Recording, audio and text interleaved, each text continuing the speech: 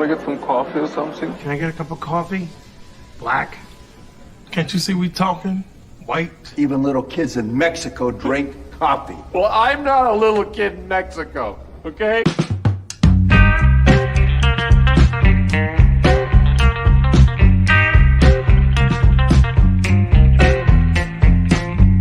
That is the best coffee I've ever tasted. A damn fine cup of coffee. You want a cup of coffee? No coffee.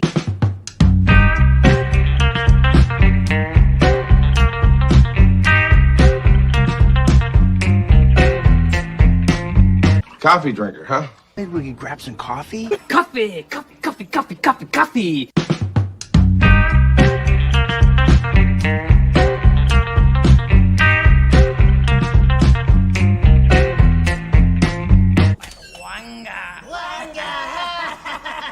How you doing, fellas? That's not decaf, is it? Viennese cinnamon. To all those little kids in Mexico. Vietnamese cinnamon. Oh, man. Oh, that is something new. Up in the left-hand corner, look at that, Dust Wolfen. You can see this now. There's a red border around the live. That's never done that before.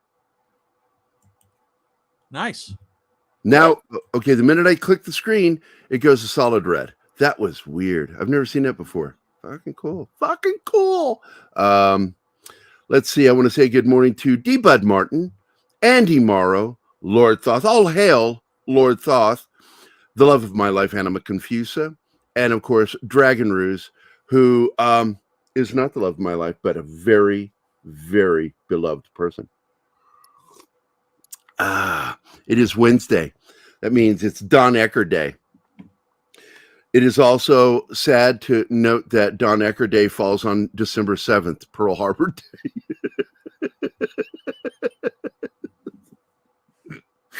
81 years ago. Now, I'm going to tell you a horror story. I'm going to tell you a horror story. I can remember back in 1961, okay? My mom walking out into the kitchen. My dad was out there. Incidentally, they were both vets of the Second World War. My mom worked in the defense industry. And my mom looked at my dad, and of course, to me, this was ancient history, but she said, my dad's name was Don also. She said, Don, can you believe it? It's been 20 years since Pearl Harbor. And that has always stuck in my head. Now 20 years. Yeah, no, I get it. And it's been 21 years since our Pearl Harbor. 9/11. 9/11, yeah. Time, man. It reminds you of that line from Patton, which actually comes from history, when when the Roman general is receiving his parade for victory, and the slave leans into his ear, remember, victory is always fleeting. And that's just time in general. Hey, John, how you doing, buddy? I'm doing good. How are you? John Ostaines. Just so you guys know, John is going to be the chat manager for Dork Side of the Ring starting this week. No, not Josh Wolfen. Yeah. Oh, you were talking about somebody else. I was talking about somebody else. Sorry. John out in the chat. John Ostaines. Oh, John Ostaines. Yeah, there's some new people. Let me go out there. Slasher Fred is here. Good morning, Slasher Fred. Good morning, Krampus Jeebus. And actually, Krampus was the first person because he likes to get in here before the show starts, so he can be first. Then John Ostaines. Now, John is somebody you know. Don? All the way back to Dark Matters Radio on Cyberstation USA. Oh, yeah. Father John. And we have to congratulate Magitech Max. Or Max. Extend her. Yeah, she. First of all, thank you, Max, as always. You know I love you. She was on Toxic Tuesday last night, and she, Six, and Bush were just They were on it last night. It became, Brian and I turned that show into an absolute porn. Oh my God. There was so much gay talk on that show last night between Brian and me. It was great. 70s show, 70s rock fan. I don't know why I love doing that show so much. Man, what a crowd. And a lot of our, we're a network, all of us. We share a lot of the same audience. So I love the fact that a lot of the people that watch our show watch Toxic Tuesday. So they come in remembering just what I'm talking about, what a shit show last night was, but it was so much fun.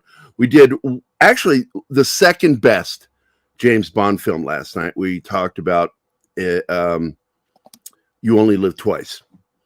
It was the single most toxic James Bond ever made. It absolutely shit on everything. It was misogynistic, sexist. It was racist as fuck. I mean, Sean Connery running around with Asian eyes. They gave him the Japanese eyes, the treatment. Not racist at all. He doesn't look Japanese, even with the He was undercover. Come on. He was undercover a lot in that film. He was banging. Let me put it this way.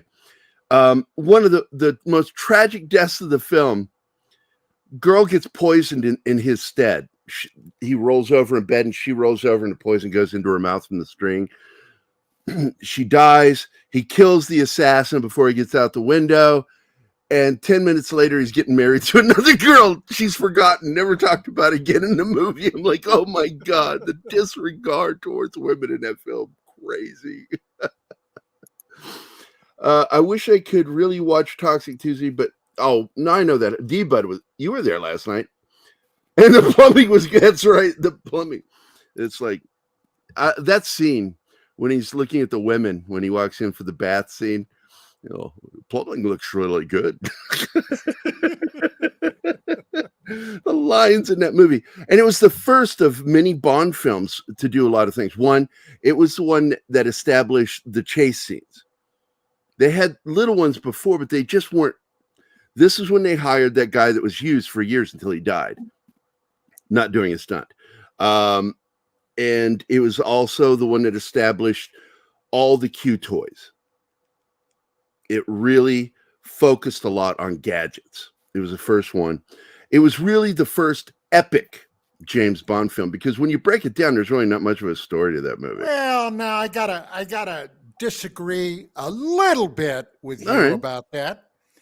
Dr. No from Russia with Love were both minimalist when it came to gadgets. Well, that's just it. They're very minimalist. Gadgets got going in Goldfinger. Yep. That's when it started to get junked up. Yep. Oh, well, yeah. The car, the car seat. I'm just going to say there's more in this one. They really ramped it up for this film. They had gadgets before you even meet Q. And then Q shows up and gives them that crazy fucking bladed, because I don't know what to call that thing. It's not a helicopter. It's like, because I call it helicopter light. It's just because it has a rear prop, that pushes it forward. So it works like a plane at the same time with no wings. The props work as the plane. Autogyro. Yeah. Autogyro.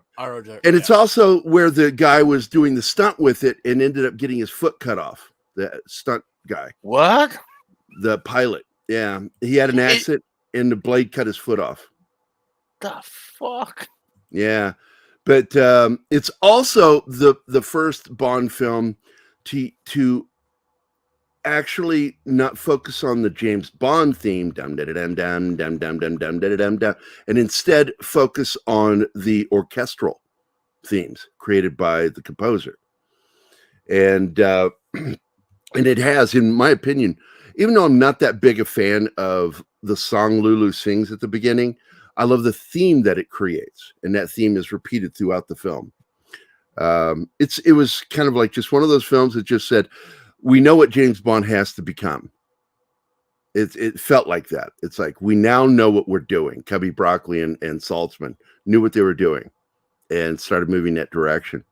And and then next week is the last Bond film, but technically this was the last Bond film of that first cycle, because Sean Connery got pissed in Japan. He got angry about the problems with paparazzi, and he was pissed at what they were paying him. He's worth more in his opinion.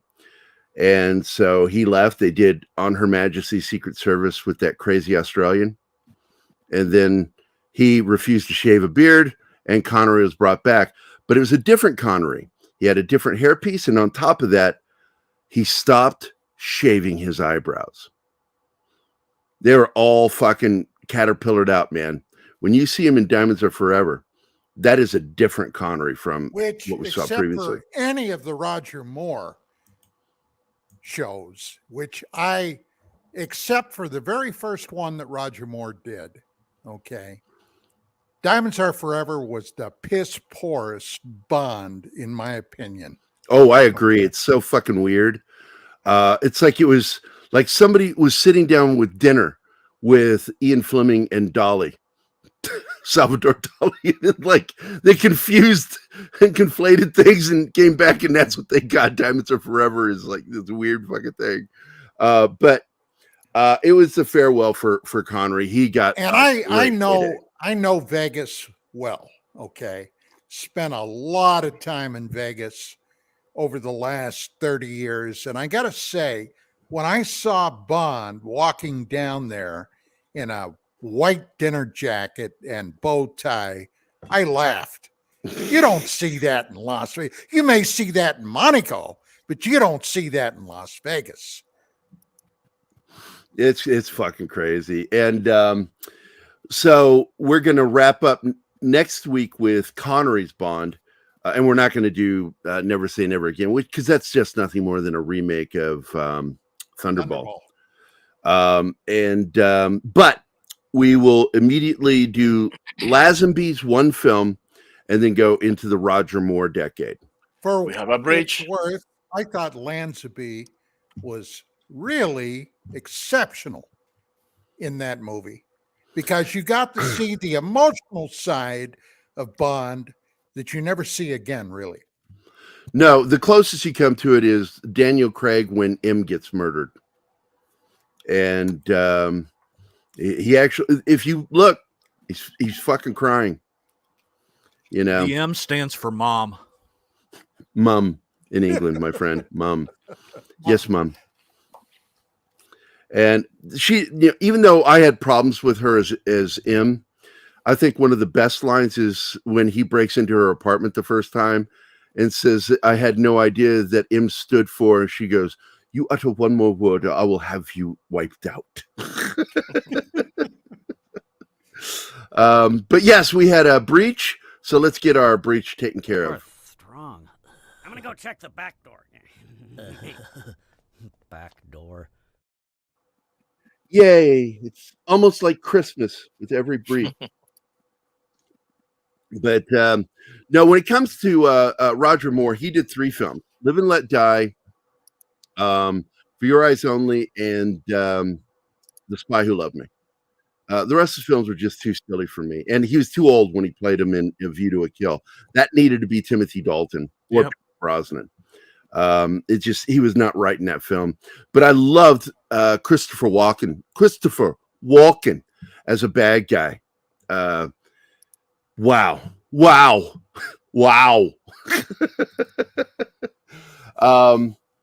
And I think it would have been a better film with somebody else. It was so distracting. Roger had hit his 60s and just wasn't right. You know, it just didn't look right anymore. Bond needs to be anywhere between 35 and 50. And I think, even though I'm not a big fan of Daniel Craig's Bond films past the first 2, and I don't give a shit. People can say whatever they want to about Quantum of Solace. I liked it because it was the final act of the first film. That's all it is. It's not really a standalone Bond film. It's the conclusion of Act 1. And Act 1 was the only good film to me, and with Craig. The rest of them were just crap.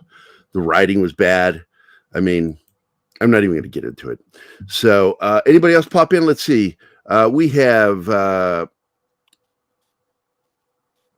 Gap After Dark and Memes of Destruction. Good morning, Memes. And the Peter Bergman fan site. What's that? And the Peter Vegeman. Oh, Peter Venkman fan site's here. Good morning, young lady.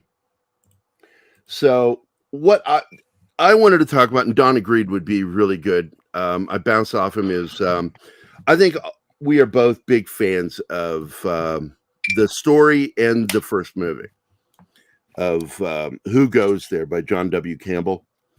And I'm a big fan of even the remake in 1982 because I thought it was a stupendously well done film that you couldn't get done today. They could not make that movie today. It's not diverse enough.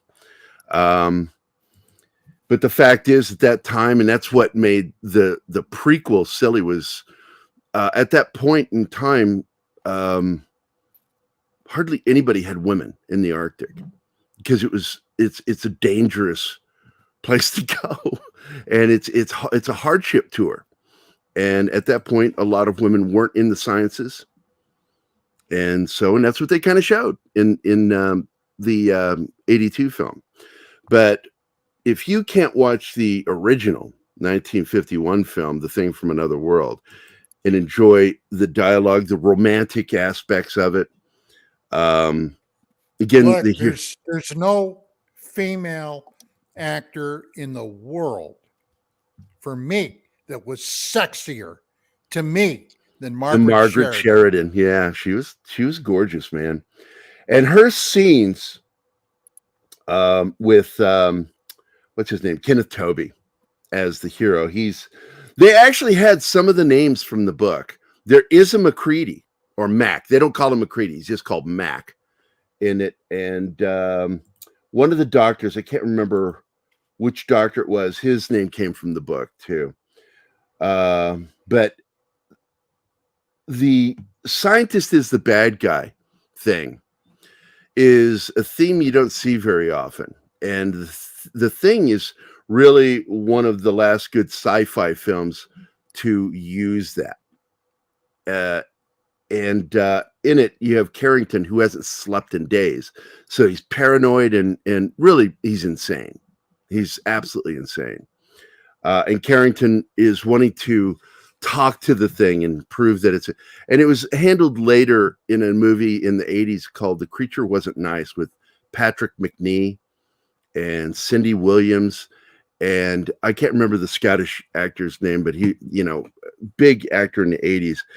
And it's a straight up parody of the sci-fi horror film where Macnee jumps into the cage with the alien. He says, "Look, I'm in here. See, I'm completely safe." And then the creature rips his arm off and he looks at the team and he goes, "See, he wants to play." Blood spray. Wants to play. Which is a clear, straight up parody of Dr. Carrington from The Thing from Another World. You gonna say something, John? Yeah, I was gonna say I have to track that down. I've never seen that one. Oh, Thing from Another World? I've never. No, The Creature Wasn't Nice. The Creature Wasn't Nice. Oh my God! I think I have a copy I can share with you. Oh, I didn't say that live on the air, did I? You can watch it on my computer. Okay. Was that a surreptitious wink? I couldn't tell. So, The Creature Wasn't Nice was a parody of The Thing. You see this, Gary? Yeah, you're about halfway through. Let's speed it up, dude. Mm. No, I'm kidding. But both films owe its existence to a little novella. It's not even a novel. It's a novella. It's very short, called Who Goes There by John W. Campbell, who is best known for being one of the senior editors and writers for Analog magazine, the premier real respected sci-fi magazine at the time. I mean, there was Amazing and all that stuff, but Analog, when it got started, man, it was the shit. And science fiction fans refused to call science fiction sci-fi. We owe that to a little known gentleman named Forrest J. Ackerman. He brought us the term sci-fi and he made it respectable. And I'm so glad because when I was a kid growing up, we accepted that term sci-fi. My generation, those who were Uncle born. Forey. Uncle Forey. I met him. And he Really? was so proud. Oh yeah, I was at his house, and he had Bela Lugosi's Dracula ring. Yep. This Yep. big freaking ring. And he was so proud that he waved it in my face. He said, "Do you know what this is? Do you know what this is?" I said, "It's a ring." He said, "Bela Lugosi's ring." Okay. I really wish I could have met him. I got to meet him years ago, and I did a painting for him. And I worship, and he didn't pay me for that artwork. I did it because I thanked him for my childhood. Famous Monsters of Movie Land was the magazine, and he was like a hero to me as a kid. And I love the crap out of him. What he did, he changed. I mean, he created the first real Hollywood museum, and it was his house. It's fucking house, dude. Man, and I got so angry at his son because his son is a piece of shit. Because Forrest J. Ackerman had an official website, and it was within a few days of his death, his son ganked that fucking site down. And he had a special thank you in one paragraph to Robert England and Gerry Cassell on that website. And I was so proud of that. When he took that down, it broke my heart, because that was my one connection to him, and I just hated it. I'll never see that artwork, though, sadly, again. I don't know what happened to it. It's that Frankenstein painting I did. Yeah. Boris Karloff. And but because of him, I ended up being hired for another magazine he was working with. But when he died, I refused to work with them because the guy that ran the magazine was a piece of shit. I get like Don, I get a read on people, and I'm like, I don't fucking want to work with you. You're an asshole. I can stand somebody who's kind of a jerk or a dick, but you fucking become an asshole, I will not fucking work with you. But again, leading back, we go back to John W. Campbell. And Campbell was so beloved within the science fiction community that his award was the preeminent award for science fiction, written science fiction. And the John W. Campbell. That story is so effective because it banks on the paranoia and the unseen threat. There's nothing in the world more terrifying than what your mind will produce when you don't know what's out there. And that's where that film or that book, novella, that's where it really shined. Yeah, and I think they were on that way with the original script for the movie, because the 1982 film really does a better job of adapting the book and the paranoia that what was going on, that this thing could duplicate other people and look and act just like them, take over their bodies. And I love the squid, the natural look of the squid thing. And they were originally, when the book was adapted, they were designing the monster to look that way. And ironically, the director, producer, even though he doesn't get on-screen credit, we know who directed it. Because Christian Nyby is the one credited with directing the film, but he was actually unceremoniously fired. And he went back to doing TV like Perry Mason and shit. And he was shit-canned, and Howard Hawks took over making the film. And when he walked in to take over production, they were in the set for what was the sleeping bay. And they had that big can there, trash can. And he grabbed the script. No shit, he did this. I learned this from Starlog magazine way back. He took the script and flipped through to the halfway mark, looked at the page, tore the second half of the script out, threw it into the barrel. He says, "Here's your movie. This is what we're making."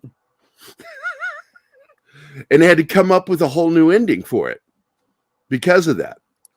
And he was the one who pushed for no squid monsters. People aren't afraid of those. They're afraid of giant man-like creatures. So James Arness got his gig, to play the Thing from another world. And let me tell you something, it was effective still, even though I don't agree with Howard Hawks on it. He did some things with that film that really makes it stand out in history. It's the same thing he did with His Girl Friday with Cary Grant.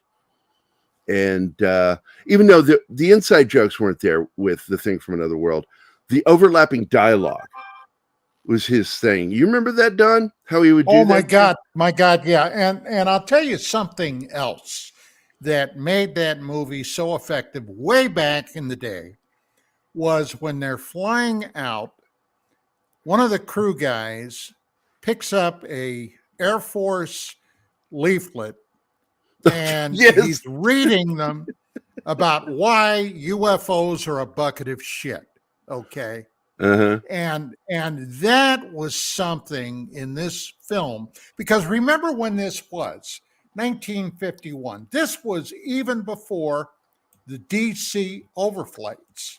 And from 47 on, and there's a 4-year period there, the Air Force was not yet quite as locked and shut down as they were after that. Okay. There were still a hell of a lot of reports coming out. And one of the people that highlighted them, and this is just a little inside baseball, was retired Marine Corps Major Don Kehoe, who was really the guy in front of the whole effort to get this UFO story to the public. So all of this played into it. You've got to be somewhat aware of what was happening in real life when this movie came out. Yeah, and my dad talked about that because he talked about how everybody was terrified of all this UFO activity, and this was the first movie to touch on the subject. And he said it was profound. And my other favorite thing, I do want to share this too, is that he said when he went to see it, he saw it the premiere weekend, opening weekend, at the same theater I used to go to as a little kid, the Will Rogers Theater. It's a historic landmark down in Charleston, Illinois. And he's sitting there watching, and he said, I don't know if it was that moment when James Arness is just suddenly in that door frame, the musical cue, or every woman in the theater screaming, but I threw my fucking popcorn and jumped out of my seat. Scared the shit out of me. He says it could have been one of those things or all three of them, but that startled the hell out of me when he came through that door. And I'm like, yeah, I jumped the first time I saw it on TV. I was like, oh. I was like, because you're like going, oh, watch him be. Oh, he is there. But there are some really interesting elements, though, in that film, too. I like that instead of it replicating humans, it drank blood. It fed on the blood in order to create new offspring. And so the paranoia of this movie is to not trust science, because the main scientist is a fucking nut job and he's going to get everybody killed, and he said, if you remember, in one of his lines, that whether we live, and I'm paraphrasing, yes, he does say that. Whether we live or die is not important. Science, it's thinking. That's what is important. And that's when Kenneth Tobey said, get him out of here. Get this asshole out of here. But it's got so many great lines in it. And I love the overlapping dialogue, which is something that Hawks started with His Girl Friday, where you had to go back and watch the movie maybe 3 times to get every fucking joke. And in that one, I will say my favorite joke in His Girl Friday was due to a joint joke between Howard Hawks and Cary Grant, in which the police chief says, you can't just get rid of a body. And Cary Grant says, oh, well, go ask Archie Leach. And of course, he is Archie Leach. He destroyed the name Archie Leach by becoming Cary Grant. It was a great inside joke. Another one of the great jokes in that one was Bellamy. That was one of the actors in the movie playing the young fiance to Hildy. And Cary Grant turns to his little criminal buddy. He says, I need you to go to the train station and slow this guy down. I want to keep him from coming here to the newspaper. And he says, what does he look like? He says, he looks like Ralph Bellamy. It's played by Ralph Bellamy. It's so fucking funny. There's so many great inside jokes in that movie. And with this one, they didn't do the inside jokes, but they did a crap load of overlap dialogue. And especially when the soldiers are talking to each other, it's overlapped and it makes it so much more believable. And one of the best moments, and it is odd to see a film that's horror, even from its time, to be so it's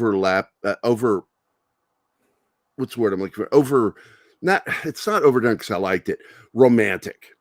It has that romantic element that you just didn't see in that kind of film, unless it was one person. Like Arness would do it later with Them, when he plays the FBI agent investigating these giant ants. And of course, he's protecting. In this one, there's a little less of that with her character. What is her name again? I just forgot her name. Margaret Sheridan. Yeah, Margaret Sheridan, who's a hottie, by the way. And as I recall, wasn't she one of the women that Howard Hughes went for? Didn't he go for her? She was really saucy in that, which was part of her appeal. Okay, yeah, because that scene between her and him, where he starts realizing, did I do things when I was drunk that I should be ashamed of? And that scene between Kenneth Tobey and her is just one of my favorite moments in movie history. Just suddenly I didn't, did I? You did. He's so ashamed of himself.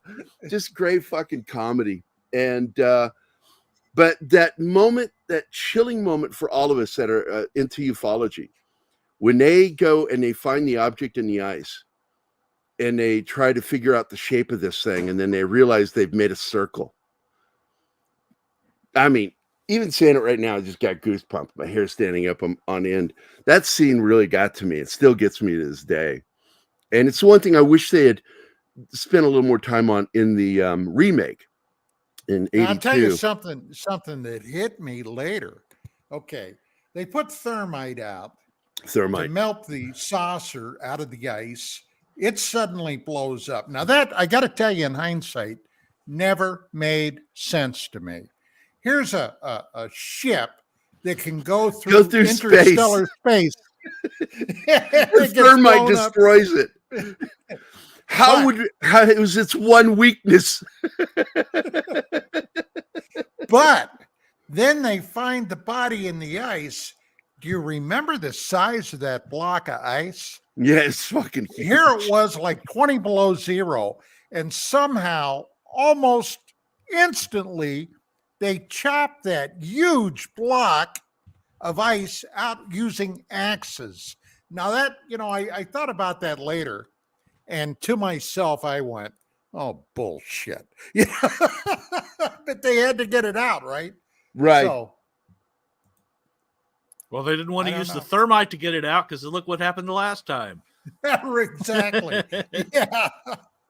Yeah, exactly. Yeah, and I'm going to open this because I want to show that image. It really is something that was so profound in this movie, that moment, that it impacted the remake that Carpenter did, because he wanted to have that same block of ice, that same feeling.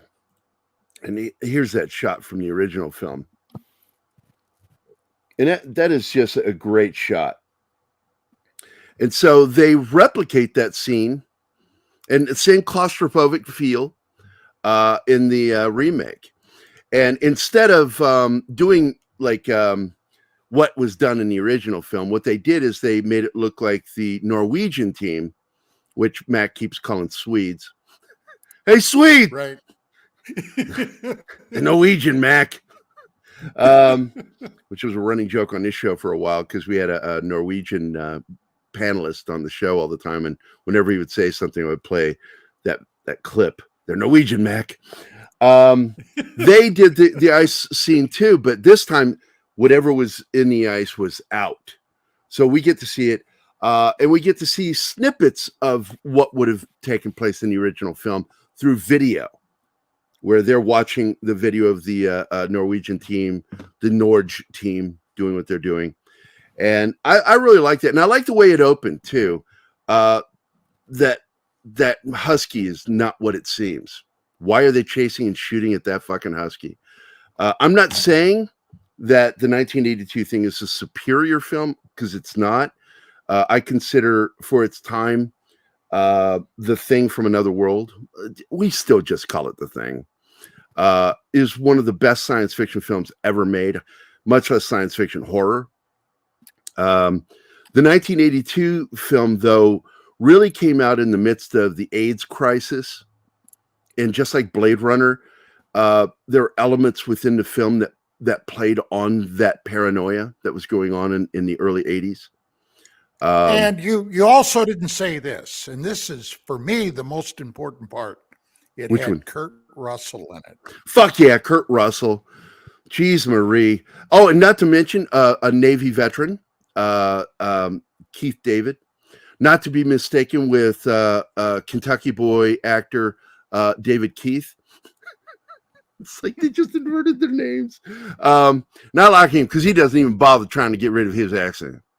He goes, let me tell you something here, boy, son.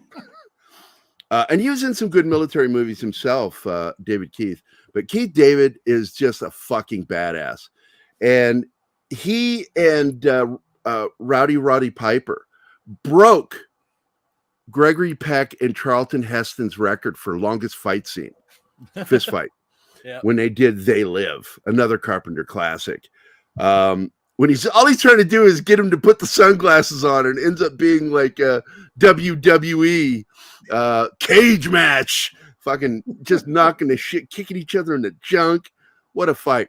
And again, this is the way my brain works, is immediately connected to South Park, because South Park took that entire fight scene and choreographed it to cripple fight between Kenny and I forgot the other kid's name. Not Kenny, Timmy and the comedian kid that stutters, got the really bad stutter, and so it's called Cripple Fight, and it is absolutely rotoscoped to match up with the fight between Keith David and Roddy Piper. But back to the thing is, Keith David is really one of the best parts of that movie, because it leads to Kurt Russell saying one of my favorite lines in the film. We need someone a little. I just forgot the line where it's like, somebody needs to take charge if Gerry is going to hand over the gun, and Childs goes for the gun, and you see the big kennel guy with his knife out, gets between them, goes, nuh-uh. And Kurt Russell delivers the line and says, we need someone that's a little more level-headed, if you don't mind, Childs. Keith David also has one of the most iconic voices in Hollywood. Yeah, he's the first voice for Spawn. Yep. Yes. Yeah. And really, in my opinion, the best voice for Spawn. He just fucking sounds like Spawn from get-go. But Keith David's a badass. He was the voice of the U.S. Navy for years.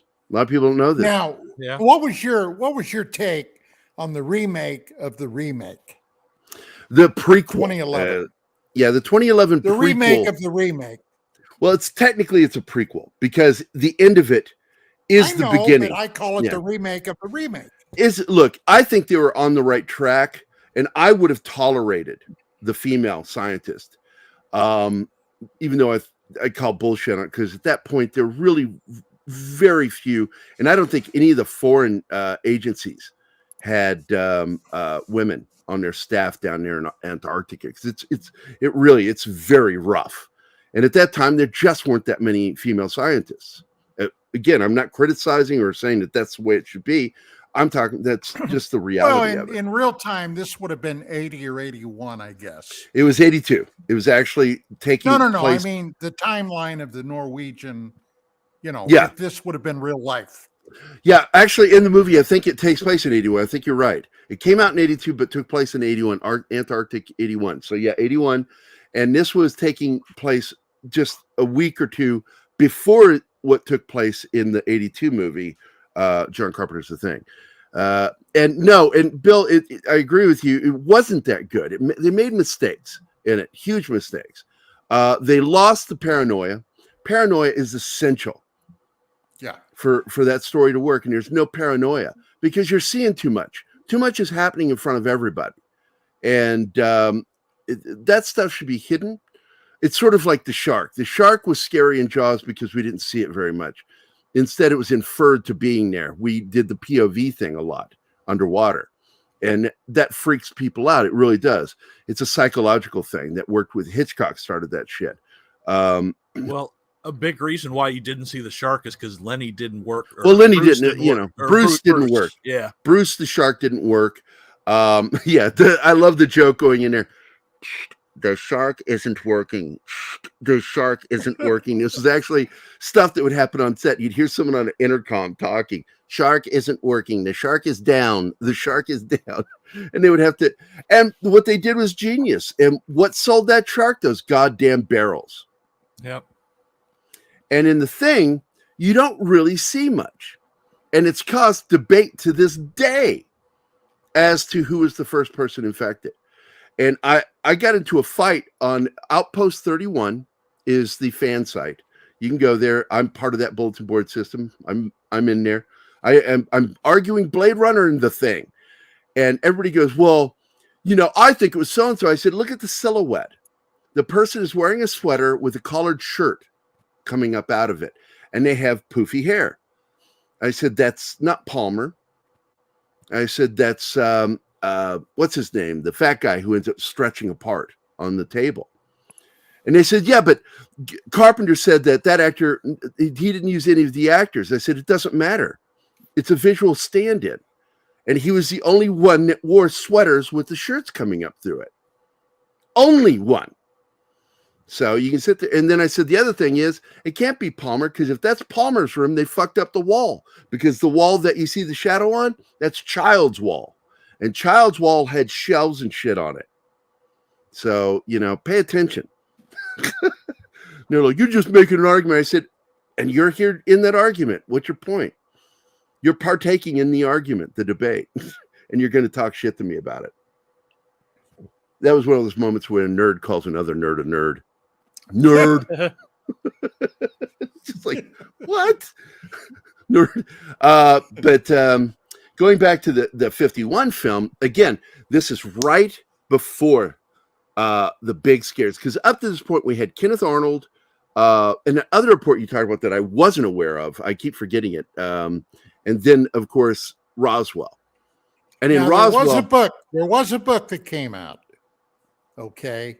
Right. Right about that time that talked about, and I forget now what the name of that book was, but it was claiming that a saucer had crashed, had been recovered with, if I remember correctly, 12 or 13 small child-sized bodies.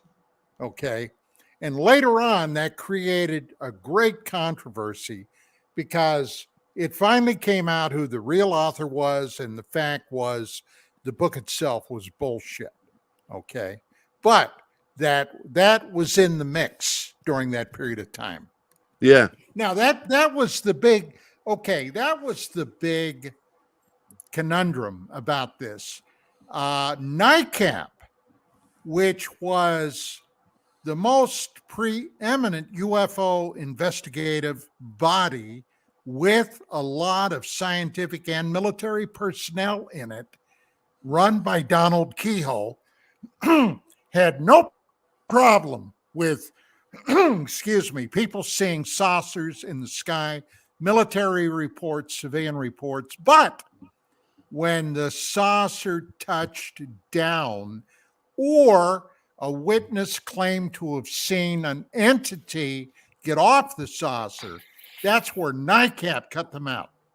Okay. It did not accept those reports at the time, which to me is, I could never quite figure that out, but it was a Keyhoe thing. So. Yeah. And and speaking of that, it leads to that great moment at the end of the film. And I've got the clip here. I don't want to show the whole thing because I don't want to get ganked by Turner because they own the rights to it. TMC owns rights to the thing from another world.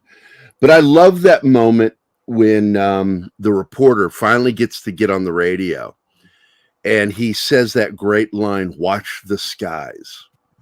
Watch the skies." And boom, just got chills again, just remembering that line. It was so prophetic. It was prophetic. I saw, was it Bill Barkley? Somebody just said something about how the thing was prophetic in 82. Yeah, John Ostanes. And it was very prophetic, but the original film was very prophetic as well. And when he says that line, that really, my dad was my connection to that movie because my dad would love talking about that movie. We'd get, my love for film came from my dad and my love for history. And he would talk about that movie with so much love and passion. And he would talk about, he says, and next thing you know, we got flying saucers in DC, and everything just broke loose after World War II with flying saucers. And this movie started it all. This was the first movie to talk about flying saucers and alien invasions. And I'm not going to even get into that one, Bill. You can stop that shit.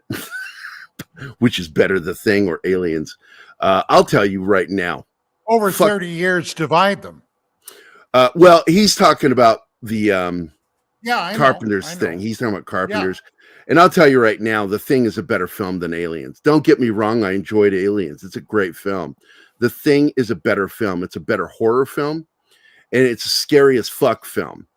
Because the way that movie ends, it doesn't end. It's like, because they don't know. And I hear a lot of these arguments, and I'm like, actually, no, the breath thing was bullshit. We know you can see his breath, child's breath.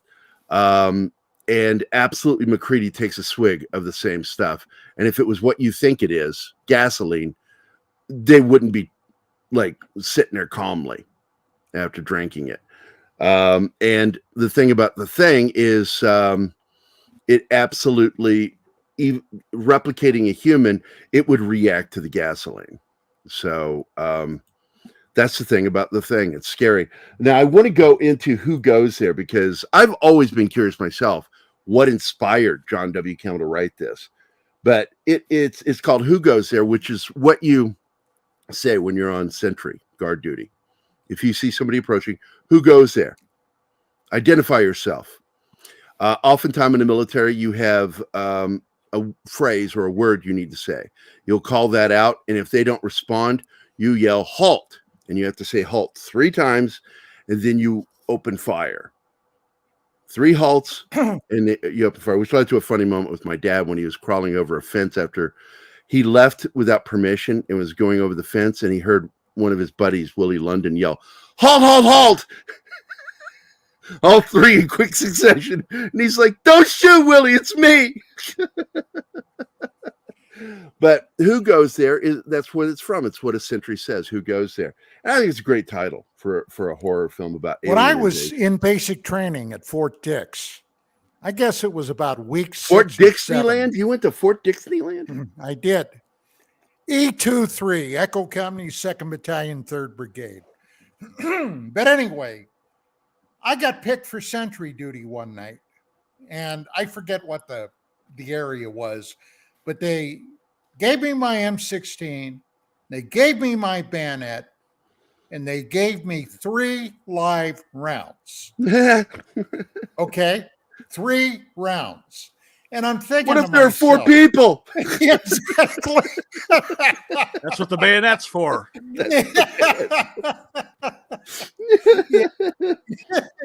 Yeah. That's great shit, man. I'm going to read the plot here from the book or novella. I'm sorry, I say book. It's a novella. Be clear, it's too short to be a novel, but I think it is one of my favorites. I own 3 copies of it. I have a paperback copy, and I have a PDF copy, and I have a Kindle copy.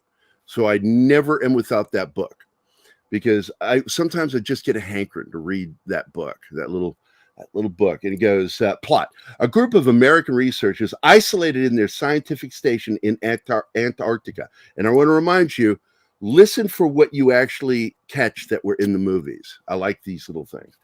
By the nearly ended winter, they discover an alien spaceship buried in the ice where it crashed 20 million years ago.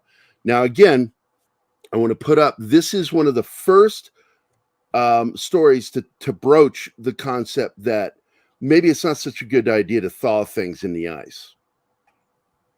Way before we started talking about parasites and other things that might be in the ice, viruses and shit. So they try to thaw the inside of the spaceship with thermite charge, and this is what you were talking about a second ago, but end up accidentally destroying the ship that was made from magnesium. The hull was actually made from magnesium, which is a terrible metal to use for space travel. Like, why would you use magnesium? Anyway, aliens, silly aliens. However, they do recover an alien creature from the ancient ice, which the researchers believe was searching for heat when it was frozen. Thawing revives the alien, a being which can assume the shape, memories, and personality of any living thing, devours while maintaining. Because in this one, it eats them. It doesn't just take over like they show in the 1982 film. It actually consumes them and digests them, while maintaining its original body mass for further reproduction. Unknown to them, the personnel, the alien immediately kills and then imitates the crew's physicist, a man named Conant. With some 90 pounds of its matter left over, it tries to become a sled dog. That means we're already talking about how it has to separate. In order to replicate, it has to separate because it can't be greater than, its mass can't be any greater than that which it replicates. This implies immediately that every part of this thing's alive, something that was approached in the 1982 film. The crew discovers the dog thing and kill it in the process of its transformation. Pathologist Blair, who had lobbied for thawing the thing, goes insane and with paranoia and guilt, vowing to kill everyone. I'll kill you. I'm sorry. This is the 82 film in so many ways. Vowing to kill everyone at the base in order to save all mankind. He is isolated within a locked cabin at the output. I'm serious, dude. Carpenter did a really good job of adapting this thing. Now, I gotta throw one thing in here. Yeah, man. How many times in film over the last, 30, 40, 50 years, have you seen somebody with a gun trying to shoot everybody like Blair did in the 82 movie? He reaches his sixth shot, okay, and what's he do? He throws the gun at them. Why didn't he just reload? Yeah, I know. Where are the other bullets?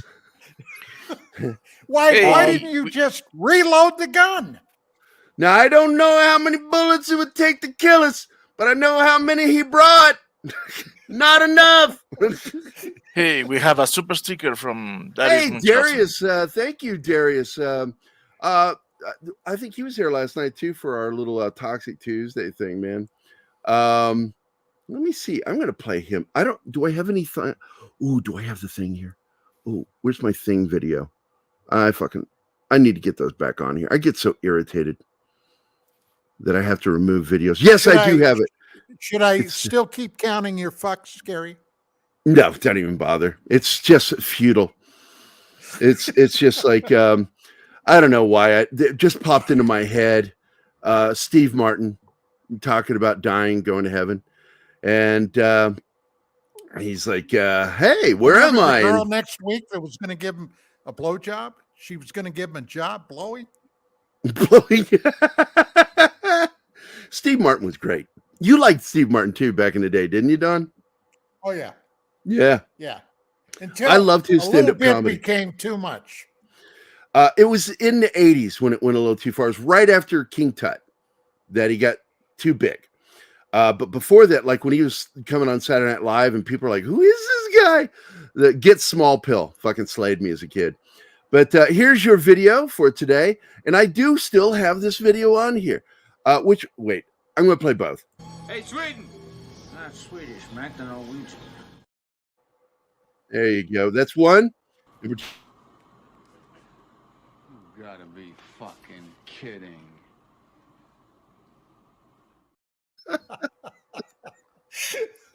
What people know is Palmer's already infected. He's one of the things.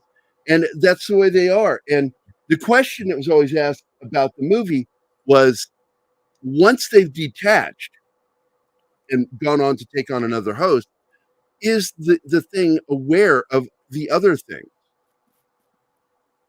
Is it also unaware, like the humans, of which one is the thing other than itself? It's aware of itself if it's completely taken over.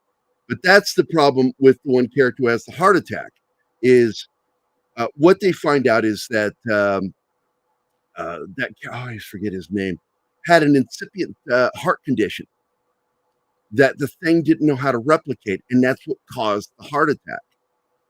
And that he had not been completely taken over by the thing. It was a slow progression. I'm assuming probably by a lick from the dog in that scene at the opening. So, but anyway, going back to the book, the physicist Conant is isolated as a precaution, and a rule of 4 is initiated by which all personnel must remain under the close scrutiny of 3 others. That is something I wish they had kept in the movie, because you never want to be alone with somebody else. And the crew realizes that they must isolate their base and therefore disable their airplanes and vehicles, yet they pretend that everything is normal during radio transmissions to prevent any rescue attempts, which is smart. They're locking it down, and without telling anybody, they're locking it down. The researchers try to figure out who may have been replaced by the alien, simply referred to as the thing, in order to destroy the imitations before they can escape and take over the world. The task is almost impossibly difficult when they realize that the thing is not only shaped, because I need to point out something that's not really made clear here in this, is that when it consumes somebody, it consumes that person's mass. It doesn't poop. The thing doesn't poop. It consumes the mass, and so therefore that person's mass now becomes part of the thing's mass. So therefore, that's why it has to keep spreading, and that's how it spread it. And that's what's horrifying to them. And it's remember, each thing cell totally consumes each human cell and replaces it. And exactly, because that's what they finally make clear in the 1982 thing, is that's what's going on here. And now they did keep little elements in the 1951 film with the consuming of blood, that blood was necessary to grow them, but it became kind of the joke of the film, which is it's like an intelligent carrot. Well, how do you kill a carrot? You cook it. You broil it. You boil it. Exactly. So when they realize that the thing is not only shape-shifting, but is also telepathic, and that's scary, able to read minds and project thoughts. A sled dog is conditioned by human blood injections from Copper and Gerry, yes, 2 names you should recognize from the film, to provide a human immunity serum test, as in rabbits. The initial test of Conant is inconclusive, as they realize that the test animal received both human and alien blood, meaning that, and this leads to the contaminated blood scene in the movie, if you guys remember that. Meaning that either Dr. Copper or Expedition Commander Gerry is actually the thing. They kept that in the movie too. I love that. That led to one of the best paranoid moments. Well, I could have given it back to you. You know better than that. That fight, that argument scene was so fucking intense. And I remember watching it the first time going, oh my God, what if everybody is the thing? Well, if they were, they'd attack McCready, and then McCready actually says that. He actually says that to him, and it's one of the best moments in the film too, meaning that either Dr. Copper or Gerry is the alien thing. Assistant Commander McCready takes over and deduces that all other animals at the station, save for the test dog, have already become imitations. All of them are killed by electrocution and their corpses burned. Everyone suspects each other. This is so great because paranoia is one of the most important elements of this. And this was written, as I recall, in the 30s, right, Don? And 38, I think. It was sort of at the rise of not just Nazism in Europe, but the communist movement. And I do believe that there is an element of that in this story, the fear of communism and what it could do to society and destroy it from within. And at that time, there was an extremely heavy influence of communism in Hollywood. In America, period. Yes, Lucille Ball had belonged to the Communist Party. Are you aware? Through her uncle, yeah. And later on, she's like, I've never been a communist. I don't buy any of that crap. But I do have to say that in the United States, a lot of people are unaware of this that are watching us right now. And you will find it out if you really do some deep reading on history, that if not for what FDR did, this country was on the verge of going communist because of the Depression. And let's not forget the Nazis, because they were very big here in the U.S. That's right. Hollywood kowtowed to the Nazi party so they would accept Hollywood movies. They actually have a scene in Chaplin. Remember that scene where he does the dancing thing? That was the inference there, is that how Hollywood at that time, Hollywood loved Mussolini, and Mussolini was the best friend of Adolf Hitler. Mm-hmm. People act like Mussolini was kind of an idiot. It's like, no, that was one of the most brilliant motherfuckers on the planet. He was so brilliant, Hitler followed Mussolini. Yes. He wasn't just friends with him, he was inspired by Mussolini. He made the trains run on time. That was a big thing back then. Yep. Mussolini made the trains run on time. Two of the biggest influencers for Adolf Hitler was Stalin and Mussolini. And they're all interconnected. And they didn't become enemies, Stalin and the others, because until Stalin said, "Oh no, if this we succeed at this taking over, no, you're going to be working for me." Yeah, but don't forget, is immediately following World War I, after Germany capitulated, there were all over Germany massive street brawls between the communists who were trying to take over the Weimar Republic and the up-and-coming Nazis in brown shirts. So Germany was rife with chaos at the time. Oh, it was. It was the perfect place for what happened to happen. I want to say hi to some people that have jumped in. Scott Lewis was here, Magitech Mags, Bill Barkley, Christopher Moonlight Productions, Alex Moore, War Monkey, and Retro Nerd Girl is here. Darius Munchausen, of course, and Zach's Kyle is here. Did I miss anybody? Oh, Pulp Metallicus. What's up, Pulp Metallicus? And Penny is here. Yeah, good morning. Good morning. Good morning, all. So, yes, Goebbels knew Hollywood very well. And he understood the propaganda machine better than anybody, that making film was a great way of getting ideological ideas out. The problem with modern filmmakers who do that is they're too obvious with it. They don't understand the subtlety and patriotic field, so they put out things that don't work for the woke cause. Putting out woke stuff is not selling well with the average public. So, whereas, take care of your fellow man is a great step forward for socialism. And everybody who knows anything about socialism, it's like democratic communism is called socialism. That is democratic because they're democratically elected. Then they take over and then they become communist. It's absolutely the natural footsteps of how things work. So, so let's get back to it. Everyone suspects each other by now, but must stay together for safety reasons, deciding who will take turns sleeping and standing watch.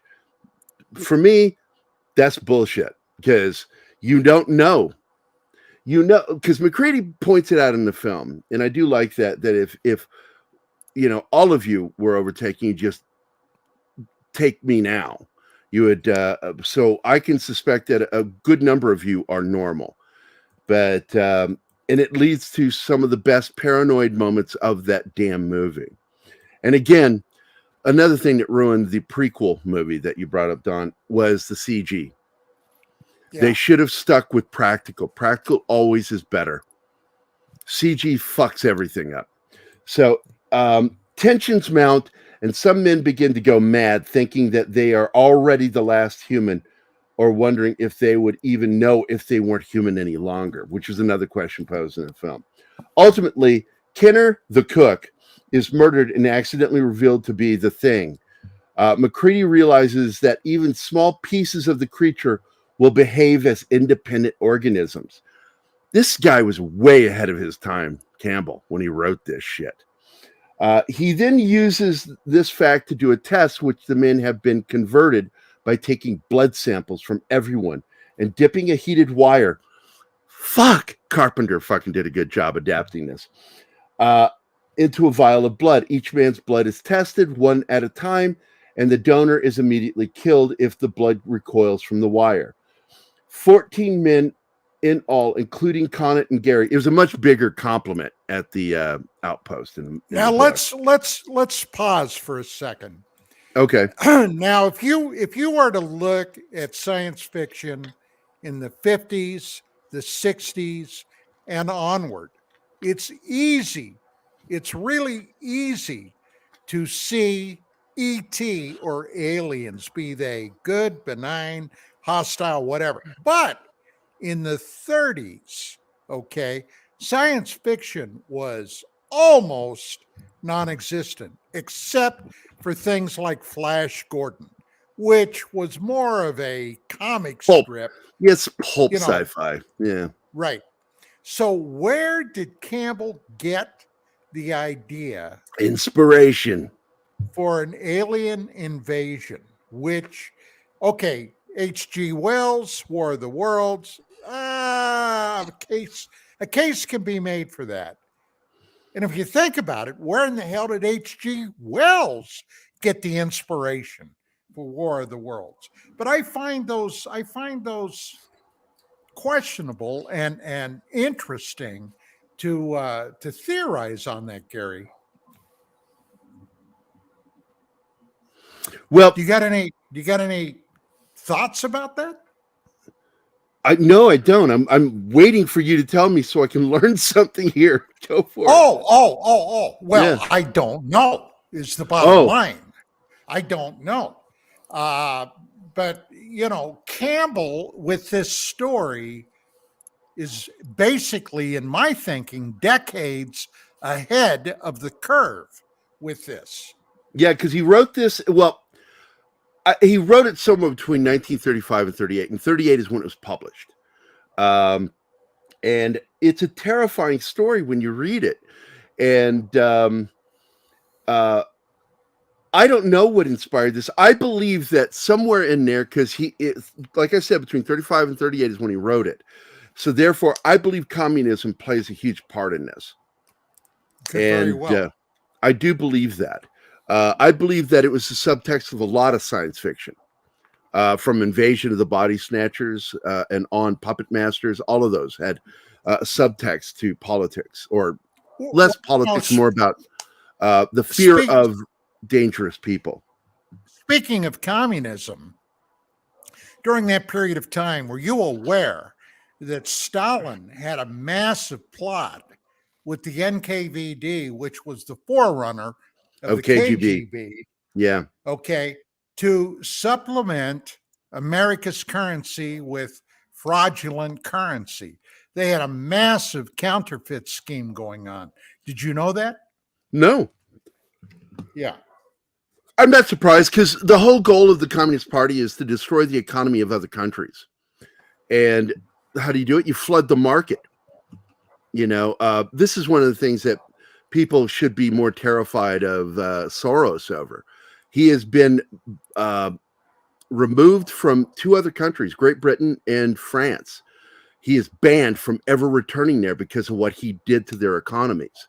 Intentionally and knowingly did. He did it on purpose. He tried to destroy their economies and succeeded in some ways. England recovered. I don't think France will ever recover. That's why they're mostly socialists now. But yeah, it's like the whole idea of communists, and that is absolutely what's behind the one world order, one world government. If you haven't figured that out, that's a secret name for communism. It's to destroy economies and make you dependent on your government or a government. So if that doesn't scare the shit out of you, I remember a friend of mine once said, man, I don't understand why people just, can't understand it. That this is a better world. The great utopia is Star Trek utopia of where money doesn't matter anymore. And I said, oh, you mean the ability to make something of yourself and be financially rewarded for that stuff? You think that's going to go away with communism? No, here's what's going to happen. You try to take that away from Americans, real Americans, we will kill you. We will kill people that was and one die part trying. Of Gene Roddenberry, I thought he was so full of shit. Okay. Yeah. There's no such thing. Nobody argues anymore. Everybody gets along. That's not human nature. Oh, it's complete bullshit. Proof of this is why they shut down the Internet Movie Database's bulletin boards. It got shut down because they couldn't even agree on Jim Carrey being funny or not. And how do you expect the Star Trek utopia to, if you can't agree on Jim Carrey, you're fucked. They shut it down. Remember that, John? Yeah. IMDb was one of my favorite places to go to debate and argue film. And they just one day shut it down because they weren't going to allow free thinkers like us to have a place to go and argue. And so they shut it down. And that was when I knew something was up. And what was that? 2010, 2011? Something like that, yeah. Yeah. And I'm like, are we trying to destroy free thought here? I think we are.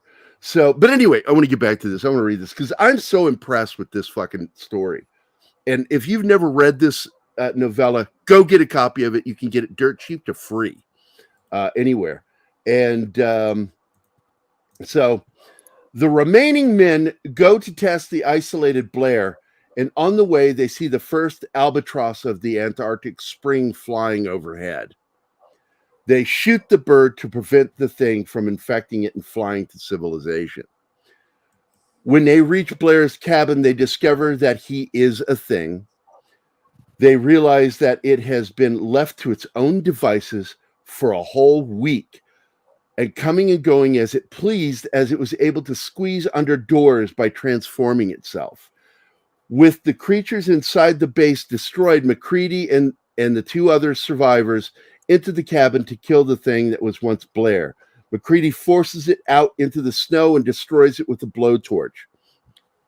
Much better with flamethrowers. Blowtorch just yeah. Anyway, afterwards, the trio discover that the thing was dangerously close to finishing the construction of a nuclear-powered anti-gravity device that would have allowed it to escape to the outside world. So in many ways, the movie echoes a lot of that, the 82 film. You see elements of it in the 1951 film. But I think that the problem here is we got a Western and comedy director that took over, and he wanted to simplify it. And agreed, he still created a great moment in science fiction history. He really did. But the fact is I'm curious what we would have gotten if they had shot the actual script for the 1951 film. We'll never know. We'll never know. In fact, there's no, to my knowledge, no surviving copy of the second half of the original shooting script. It was burned in that barrel. And So, in 1953, the aliens started taking over the world. Today, they're taking over our bodies. Only you, Bill. Only you. You just think everybody else is taking over too. There's no duped about it, Darius Munchausen. They can't understand your Canadian accent, Zach. It's true. Okay, so what came out of the original The Thing? Do we all remember 1967? And it's a Quinn Martin production. The Invaders. Yep. I love that damn movie. And it took the basically it took the basic premise of The Fugitive and threw horror science fiction into it. And I love that he didn't know who he was talking to all the time, if they were friendly or not. And he was, his goal was to stop these things because he felt like he was like the only one acutely aware. But then he finds out there are people working in the government who have colluded and or are not human. And what a great series. What a great series. It deserved a sequel. The sequel it got was not very good. It had one of my favorite actors in it that played Captain Archer. But it was a terrible sequel. Beyond terrible. It was whoever did that made for television movie. To me, it was meant to be a pilot for a new series. It was just not very good. They never watched the original. They never watched the original. Right. It's like that's not how they did that. There was some scary shit in that show. I'm telling you, man. If you've never watched the episode Moonshot with James Arness's brother, what the hell was his name? Peter Graves? Peter Graves. Yeah, played a NASA executive, Moonshot, The Invaders. That was the first season, was an excellent. I don't remember a minute. I got to go back. I own the series, so I got to go back and watch that. The aliens had infiltrated the moon program, the Apollo program, and they were trying to get one of theirs up into orbit with regular astronauts. And what was so neat about that, one thing about the Invaders, they did not have a heartbeat, but if they knew they were going to be examined medically, they could fake a heartbeat. And that was one of the things about this episode, the alien impersonating an astronaut who had replaced an actual human being. Okay, the guy was married. How they did that. Now, that was something the Invaders did not do often, were replacing living human beings. But in this case, they did. That's one you got to watch, Gerry. I'm going to go back and watch it because I do have it. I have two versions of the 1951 The Thing. I have the original black and white that was put out on Blu-ray, and then I also got a copy of the Turner colorized version. I hated Turner doing that. I hated it, but at the same time, I had to have it. It's just weird. I prefer the black and white version, but I do have the colorized version. I also have, of course, the 1982 version. I'd like to see Margaret Sheridan and Keller. Oh, yeah. I would, I'm planning to do some viewing parties where we invite select number of members to come and watch movies with us. We don't broadcast. We're not going to go on live on YouTube. This will be a private thing we just do with our members. And I'm really would like to do like a back-to-back showing of The Thing from Another World, followed immediately by the 1982 version. I fucking love those movies. And in my top 10 list of favorite films of all time, the top 5 will never change. They will never change. And they are films made by Ridley Scott and John Carpenter. All 5 of the top 5. Number 1, Blade Runner. Number 2, The Thing. Number 3, The Duelist. Number 4, Escape from New York. Number 5, Big Trouble in Little China. Ridley Scott and John Carpenter. And I hardly ever criticize John Carpenter. I just say that John Carpenter stopped being able to direct movies in the mid-90s. His last good movie was Memoirs of an Invisible Man. You know what I didn't hear from you? What's that? The original Halloween. 1978. It's actually in the top 20. And what I love about it is I read the book before I saw the film. And in the book was based off of his original script. And it was sent to the author to write the book, in which the author was a friend of his. And what's his name? That helped on Escape from New York. He's also the author of the book. So anyway, he adapted the original script, which explained what the thing was that took over Michael Myers, which was an ancient evil spirit that took over his body. And Michael Myers wasn't even in there anymore. It was just this creature, this thing from ancient, I don't even remember if it was Ireland, a druidic thing. I can't remember. Oh, no, it's Native American. It was an ancient evil that used to haunt American Indians. And it found its way into something like that, and it's unstoppable, and that's why the demon won't let him die, and it just keeps him alive. And that's there was one other Carpenter movie, and I got to tell you, it left an impression on me first time I ever saw it, and I've got it. I periodically rewatch it. The Assault, the original Assault on Precinct 13. Yep. Absolutely one of my favorite films of all time, because he did something there. He made this gang horrifying. Mm-hmm. Because a lot of the time they were backlit at night during the night scenes, and they became a force of nature rather than people. They weren't human anymore. Also, the dude at the beginning that kills the little girl at the ice cream truck, if you didn't recognize him, that's the crazy Mohawk dude from Escape from New York, that with the crazy talk. He does the crazy point of telling them to leave in Escape from New York. Same actor. Really creepy dude. And but I love that film because he didn't he wasn't afraid as a filmmaker to broach stuff. And he was, this is the woke that I accept and like, which is you create a main character who's a black man at a period of time when you didn't see black men playing lead roles, and you have him befriend a black cop befriends a criminal played by a white guy, and he flips the roles. I like that he did that. That was really cool.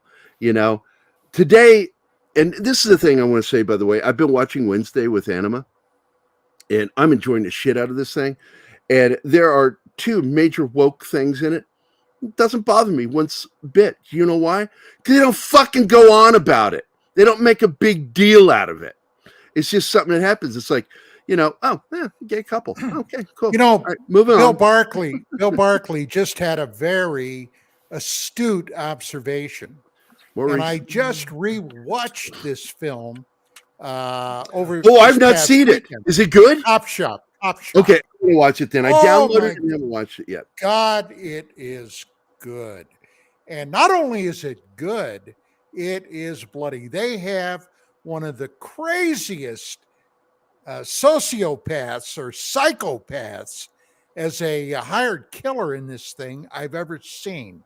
Okay, the Balloon Man. And when you watch this, you're saying things I don't know what it means. I'm looking forward to seeing it. Yeah. Oh yeah. And Krampus, dude, I love you, man. Fuck off with that shit. Ghost of Mars. Ghost of Mars is crap. I actually kicked a friend to the curb on Facebook. Well, you got to go back and watch Ghosts of Mars. It's better now than it was when it came out. You look at it completely different. Assault on Precinct 13 is a great idea. It's a great film. It is proof that independent filmmaking can still be really fucking good even back then. because he made that on a shoestring budget, man. And look how good it is. Again, scoring his own music, even though I don't think he's the best composer in the world. I like John Carpenter's music. I love that film. Ghosts of Mars is like a shell of John Carpenter made that. It's not even really John Carpenter. It's one of the dumbest films I've ever seen. But yeah, it does kind of borrow some of the same premise from that, but I just don't like it. I don't like it. And yeah, one of the elements they have is the ghosts of Mars are basically the gang in Precinct 13. So I do get what you're saying, but fuck off with the comparison, because Ghosts of Mars is crap compared to it. I'm going to watch Cop Shop today, dude. I'm going to watch it. I've got it, and I've been thinking, I want to watch this. I want to hear what you have to say after you see it. All right, I'm going to watch it, and I'll watch it. And Gerard Butler's in it. Well, yeah, he is freaking great. I would watch any porn with Gerard Butler. I mean, I would watch him read the phone book because I'm not gay.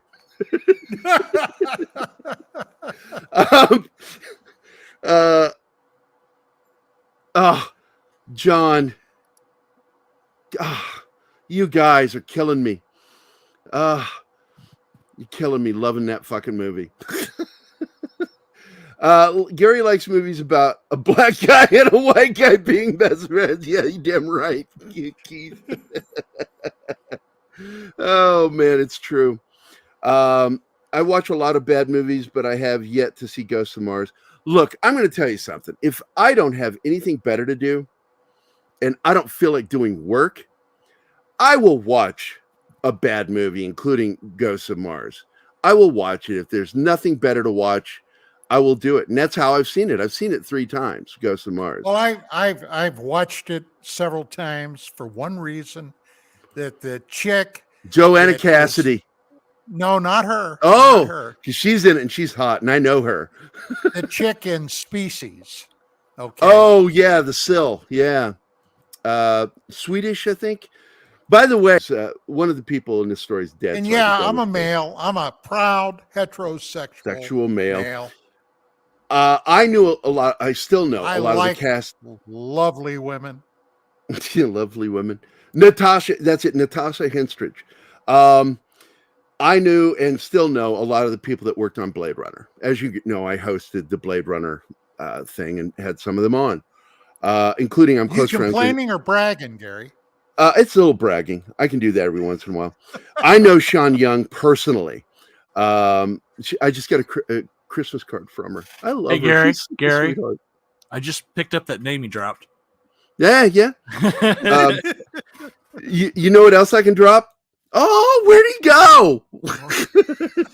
Fucking make a joke out of what I'm saying, motherfucker. Anyway, so this is a true story. So Gary Willoughby and I were close friends with Morgan Paul. He was the other rep detective who gets shot at the beginning of Blade Runner. Gets shot in the front and in the back by a black hole gun. And I wrote an entire article how the black hole gun works. They use the 4-shot Magnum as the gun, but even though that's a real gun in the movie, it's supposed to fire a black hole round. And they're scary if you think about it. What a black hole is, that imagine encapsulating that in something really small and introducing it inside the human body. The damage that something like that would do. A micro fucking black hole in your body would just do so much fucking damage. Anyway, so Morgan has been a friend of mine for years until he passed away. Now I'm friends with his daughters, all of them hot. Every one of his daughters are models. And but Morgan, man, he was a drinker. He really was. God rest his soul. Man, that guy could drink a fish under the table. He called Gerry and me up for a conference call. The 3 of us were on a phone call, and he goes, "Now what I want you to do is because I hear Joanna's single again. I tried to nail her so many times when we made Blade Runner. I couldn't get her, but I need you two to be my wingman. I want you to set it up. When we go to this Blade Runner convention, I want you to set and Gerry and I got together in a private conversation. He's like, Gerry, I don't think we should do that. And I went, oh, I'm totally not doing it, but I'm going to go run with it and pretend like we are. We pretended like we're trying to set it up, but there was no fucking way. And we even told Joanna that watch out, Morgan's looking for you. Yeah. But Morgan cleaned his life up the last 2 years of his life. He quit drinking finally, cleaned up, got married again, and was living a happy life, and then fucking died just suddenly. And it caught us off guard when he passed away. But he and Josh Becker, the two people that when they were drinking, I did not take a phone call after 1 o'clock in the afternoon from them. Because you've never had a drunk phone call unless you've had a phone call from Morgan Paul or Josh Becker when they're fucking hammered. Like, oh my God. I've got a producer in my background. It produced one of my radio shows for years. Used to drunk call me from the East Coast out here after midnight. And boy, the second time that happened, well, let me say this. Sergeant Ecker from the United States Army Airborne made an appearance. And that was the last time that ever happened because I was not a happy camper. Oh, man. Drunk calls, man. I don't like them. But I got to tell you, they are fucking entertaining. when you get the right drunk call. Not when you've been sleeping and it's after midnight. Oh shit, yeah. Like Ernie called me to go on a TDS moment back in 2016, and I had just gotten out of the hospital. I was trying to recover from really what led me to this moment, which is I didn't know how bad my diabetes was, and 2016 taught me, and I almost died from it. And he called me in the middle of a prodigious sleep, and he was drunk and high, and he called me to go on a complete rant about Trump. And I can listen to anybody talk politics. I'm usually fine with it, but when you fucking wake me up like that, and I yelled at him, I said, "What the fuck is wrong with you? You drunk call me to rant about Trump. I don't give a shit to talk politics with you. I don't know why you think I do. I keep telling you I don't." I'm like, "What the fuck is wrong with you that you do this? Let me fucking sleep." And I hung up on him, and it was the last time we ever talked. That fucker would never speak to me again. Oh, well. No more drunk calls or high calls, because he'd be high as fuck. By the way, for the backdoor comment, I do have a video for you. Let me see if I can find it here. I'm going to go with this one. Front door team and backdoor team. You know, Scan Dog's all about the back door, but quick question: when? There you go. All about the back door. What is this? Oh, is this a video you put up there? The Jaws one, Martin? What? It says, "Thanks, Jaws." Is that you? Head, tail, whole thing? Yeah. Oh, okay. Dude, we have used it. Yeah. Did I? Don't remember. You've used it several times. Well, all I know is... Now this is the plan. Get your ass to Mars. Get your ass to Mars. So, look, I'm going to give you a link, guys. I'm going to put it in the private chat. It's Gutenberg.org. And Jesus Christ, you better know why it's called Gutenberg. Gutenberg.org. Gutenberg. It's the Swedish version. Gutenberg.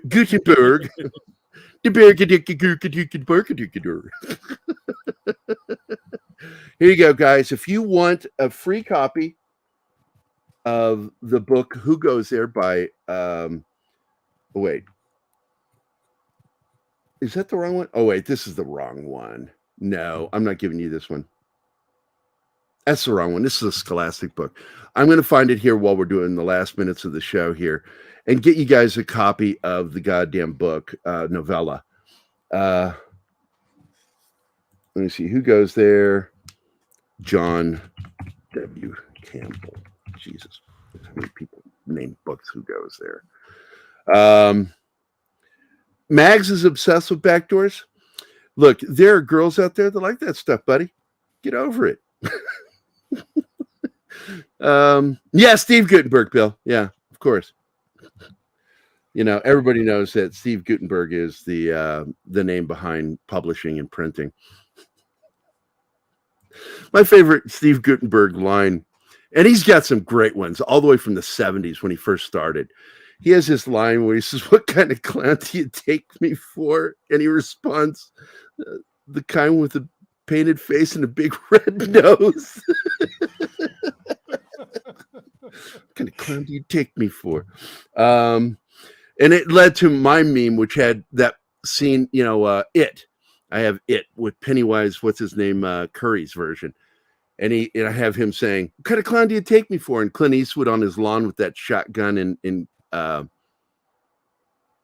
Camino. And he responds, "The dead kind." What kind of clown do you take me for? The dead kind. I think this is it. Let me check.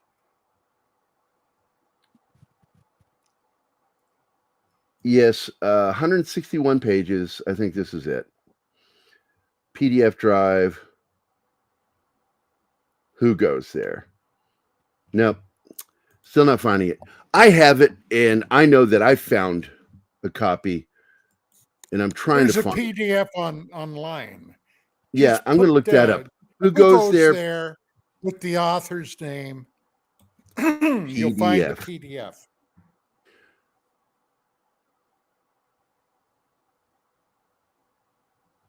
Yeah, I think this is it. Who goes there? John Campbell down. This one's on an EDU site, a college site. Oh, it's blocked. Of course. I put a link to a copy of it. Where? In the private chat? No, in the regular chat. Oh, thank you. Thank you. So there you go. Download the book. It's only 161 pages, man, with forward. So give that sucker a read, and you'll see just how good Carpenter's version was, and also just how good a writer John Campbell was in late 1930s, writing about this shit. Oh, I hope not. I don't. Yeah, Steve Gutenberg, no, he couldn't play a hard ass. He's good at comedy. The only serious thing he ever did that I'm fully aware of that I thought was worth merit was that it's not a great film, but The Boys from Brazil. And Gregory Peck, Laurence Olivier, James Mason. Do you know how to do James Mason? Simply do an English accent and then act like you have to poop.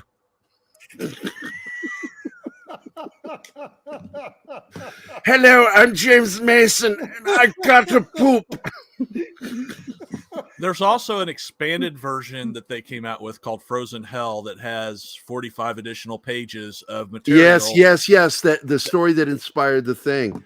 I didn't know if I wanted that. Is it good? Did you read it? I haven't read it yet. It's on my list. All right. I'm going to go to Amazon right now. Amazon and get it. Amazon. I got a lot. Here's a movie. Here's a movie hint for you, Gary. Yeah, man. Cop Shop. I'm watching it today. I'm fucking watching it with Anima today before we do our show this afternoon. And by the way, I'm really looking forward to you meeting Chuck because I think you guys think a lot alike, and I think you two will get along very well. Oh no, not another sociopath. Yeah, I'm a high functioning sociopath.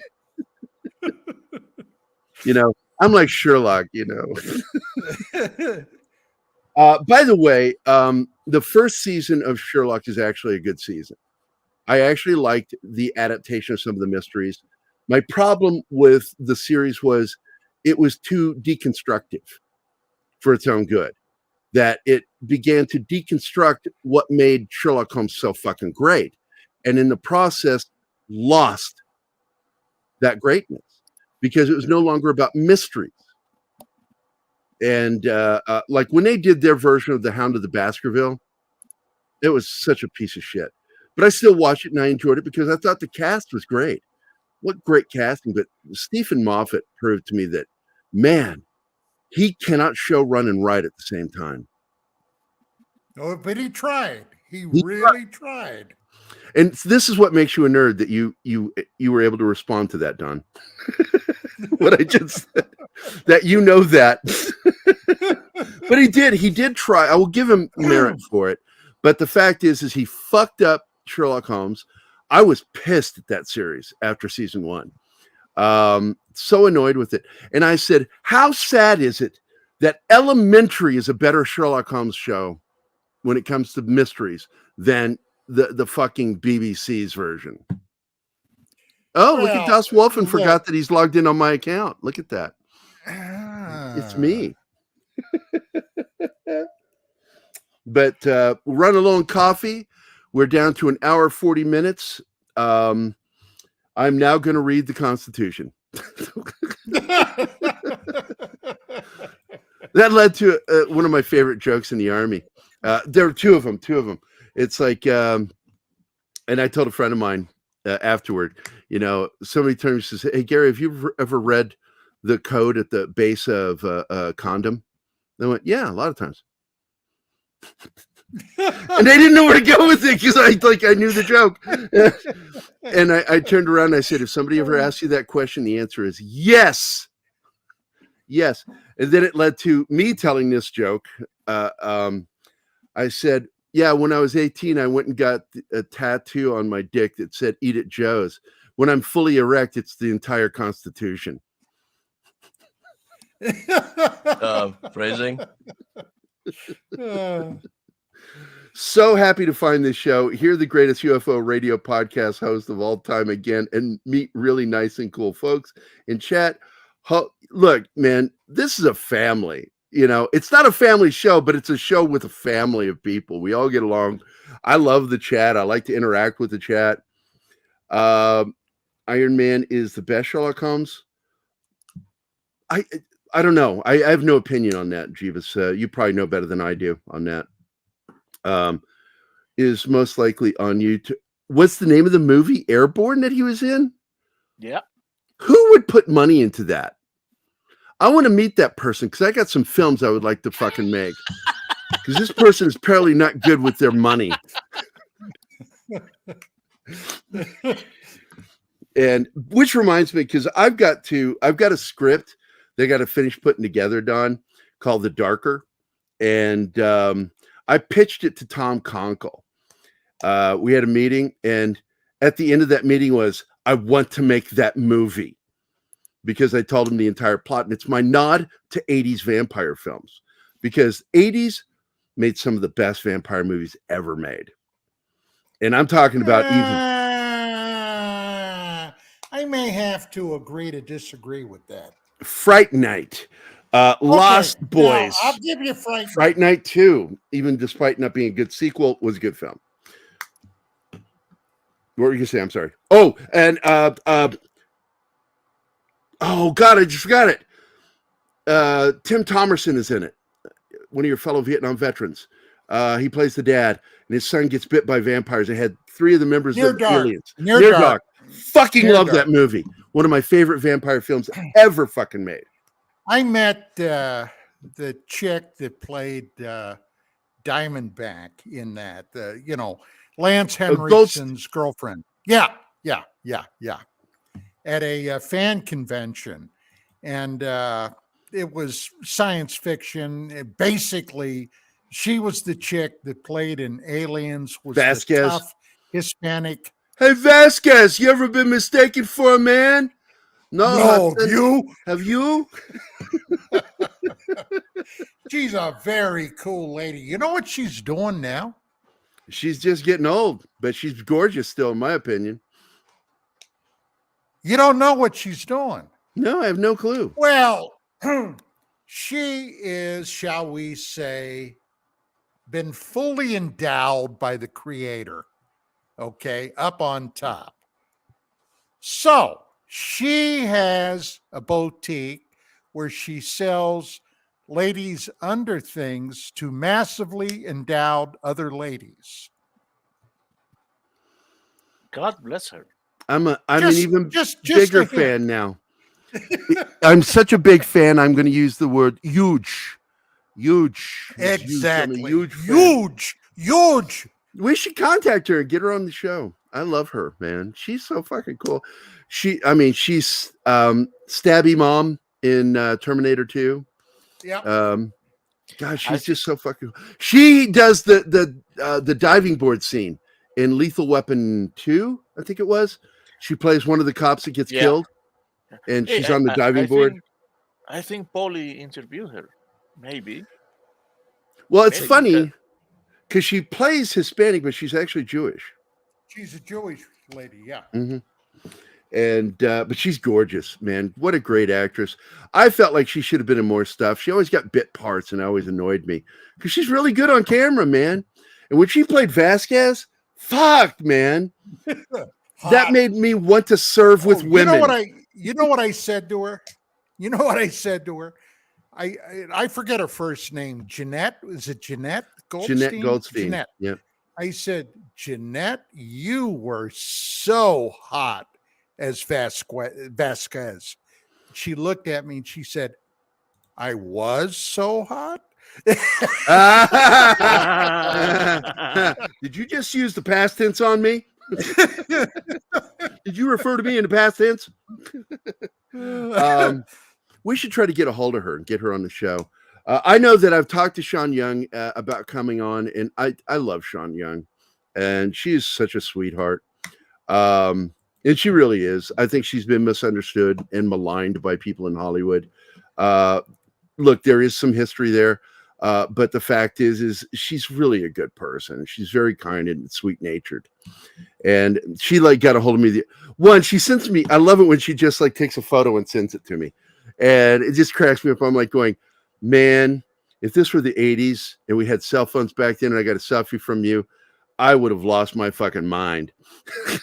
But she's married and I'm involved, and it's just a different time. But she even said it on the show that she goes, a lot of men, I was a lot of men's fantasy back in the 80s. And I went, yes, you were. I married my first wife because of her, because she looked like her.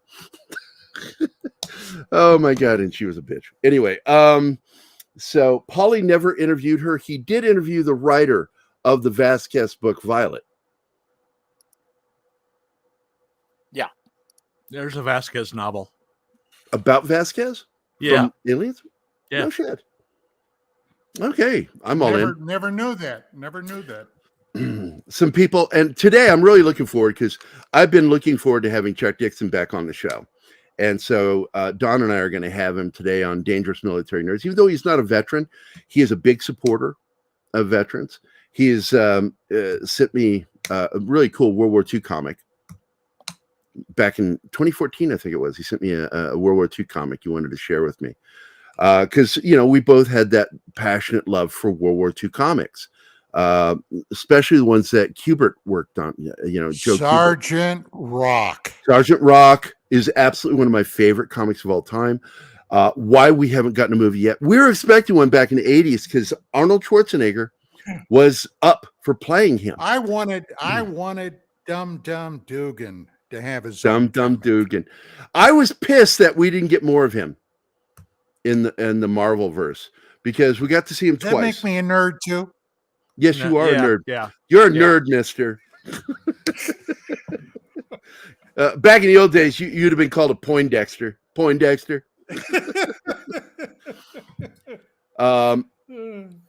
What's that? Bill Barkley says your wife was muscly? No, Sean Young looked like Sean Young, not Vasquez.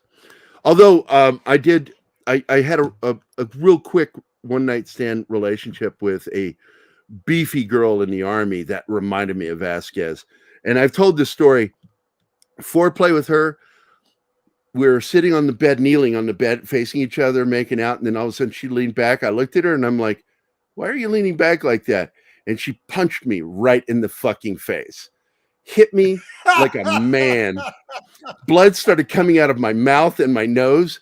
And I looked at her, and that was some crazy sex that night. And I made the comment later, apparently I like Klingon sex.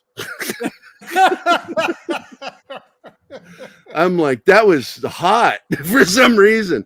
I wouldn't want it ever again. I'm too old for that shit now. I get punched now. I go, why you do that? What's wrong with you? Yes, an agent of Carter. That's right.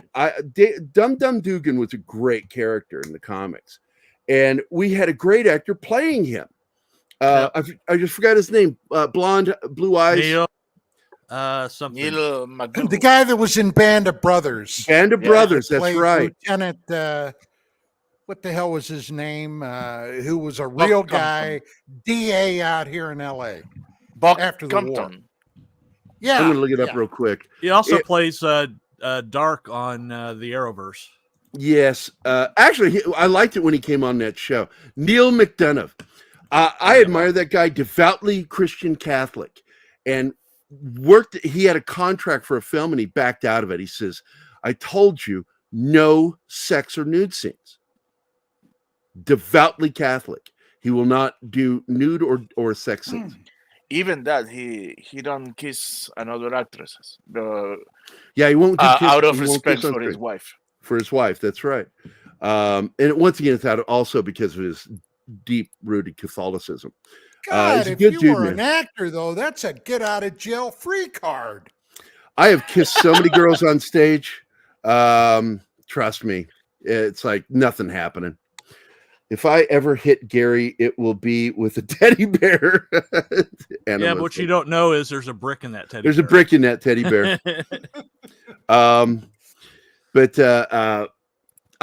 We really do, Don. We need to get a hold of her. You know where that boutique is? Offhand, no, but my buddy, the K-Man that took me down there, his uncle had been one of the execs on the original, I think it was the original, Outer Limits. Let me check with him. He may remember where, but it's somewhere in LA here. And, I was a freaking investigator once upon a time. It probably wouldn't be too You were a hard cop? No way. Yeah. Let me pull out my cap and dust it off and see what I can come up with. Yeah, it's like I'm going to pull out the old phone right now, and I'm going to look because I need to start. Once again, what's the point of being friends with celebrities if I don't get to have them on my shows? So I'm going to go through my contact list and see, because Zach Ward, I'm going to be talking to him in January, and he's played soldiers in the Transformer movies. He is best known as playing Scott Farkas in the Christmas Story. You still have yellow teeth? The eyes, yellow eyes. No, he had yellow teeth, dude. Did he? I just remember that the kid was always complaining about his weird yellow eyes. But let's see. I'm going to go through here and see. Nerd. Gerry. I've got Charles D. Moisant, who's very well known in the film and comic industry. Let's see. Well, when you have Chuck Sean Dixon. Young on here, make sure I'm on that panel, please. Hey, John, did you notice him dropping shit all over the floor? Yeah, there's a few names over here. I've got Dave Dorman, #1 Star Wars artist in the world, on my phone. I'm looking through here. People, Don Ecker. I don't know who that is. I have Don May from Synapse Films, the head of Synapse Films. Had no idea we met and didn't know each other back in the 90s. And now he's the head of Synapse Films because he lived in Champaign-Urbana, Illinois, when I was going to college there. Let's see. Fahim Fazli, of course, is in here. I want to get him back on so badly. He needs actual leading roles. I mean, and against type. Right. I got irritated with his scene in that show Echo 3 because he just plays a stereotypical kid. They just kind of I hate saying the word abuse, but they do abuse him as a character, as an actor. He's wasted. That's what it is. He's wasted. Absolutely. Let's see. Oh, Jedi 6 is in my phone book. 6. John M. I don't know, Delvecchio. should I shave this week? I did, and I cut my neck. Right there. You can see I it. shave usually at least once a week, but I'm wondering if I should bother this week. You should grow a beard. I had my Vicky. VA appointment. She wants me to grow a full beard again. No shit. Oh, yeah. She wants you to hide your face, or what? I don't know how to take that. What does that mean? Like my brother-in-law, David, God rest his soul, he got burned really badly in a tanker. He was huffing gas in a tanker. And as he was climbing out, caused the spark. And the flame went up his body and burned really bad right here. And I remember when he shaved the beard, my sister Luann turned him and saw it. And she goes, I hope you're not expecting sex or kissing this week. And he never shaved that beard again. He kept that beard until the day he died. Katie Haber, she worked with one of my favorite directors of all time, Sam Peckinpah. And she, of course, worked on Blade Runner. There would be no Blade Runner if not for Katie Haber. She's another person on there. Kurt Yeager from Sons of Anarchy. Larry Wilcox is in my phone book. You know him. John. Yep, Chips. Yep. Wow. Leslie Kay, an Emmy Award-winning daytime actress, is a friend of mine. Dropping shit all over the floor, John. Matt McGuire from the band Guar. Mel Moncrief is in there. She's kind of famous. Hey, we've got some of the same people in our phones apparently. Yeah, apparently. Michael Barron's in here. Mikey Sutton. Let's see. Nobody would know this guy, so I'm not going to say his name. Nick Weiser is in my phone book. Budweiser? Yeah, Budweiser's in your phone book? Paul Salmon, author of many making of books. A very, hey, very Bill Barkley, guy. I watched it.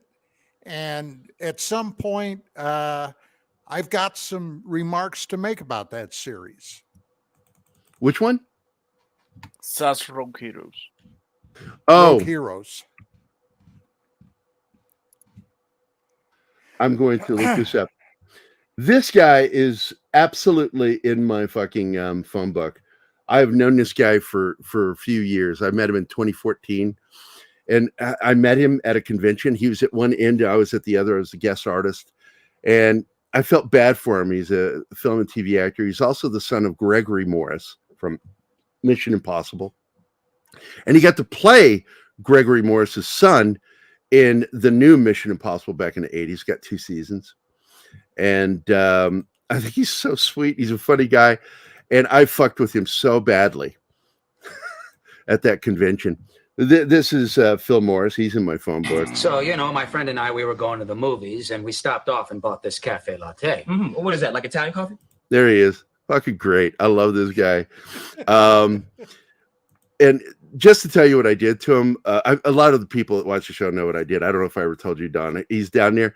And there were 2 ladies who were friends of mine who said that they really wanted some of my art, but they were running low on money. I said, I'll tell you what, I'll give you every single art print, one of each, for each of you, that you want signed. If you will walk down there to Phil Morris's table and tell him how big a fan of his you are, and then start naming films and TV shows starring other black men that he wasn't in.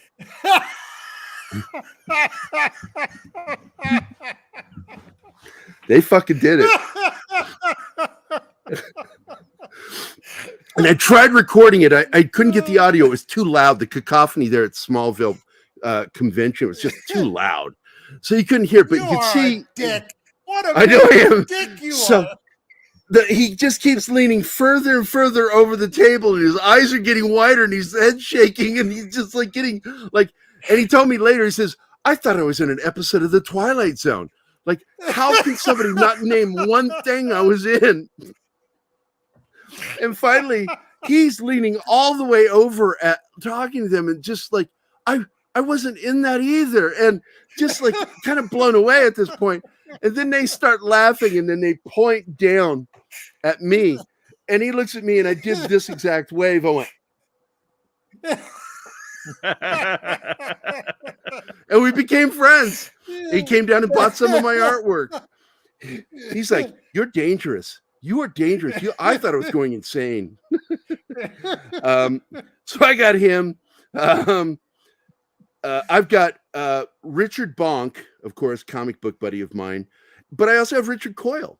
And Richard Coyle is known in the Star Trek community because he's the one who made the first Star Trek phasers to get released based off of the props.